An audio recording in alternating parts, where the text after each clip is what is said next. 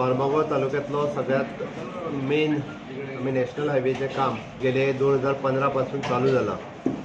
ते speed up करपा खातीर आमच्या मदीं आमचे मिनिस्टर बाब मिलिंद, आमचो आमदार बाब कालूस आल्मेदा, बाकीचे सगळे कावन्सिलर चेअरपर्सन्स आनी आमचे gammon India contractors, consultant, PWD engineers हांच्या बरोबर रिवायज करपा खातीर आयिल्ले. भितर हर्डल्स 2 आशिल्ल्यो. एक म्हणजे there is an sharing between MPT, NHA and Goa state government.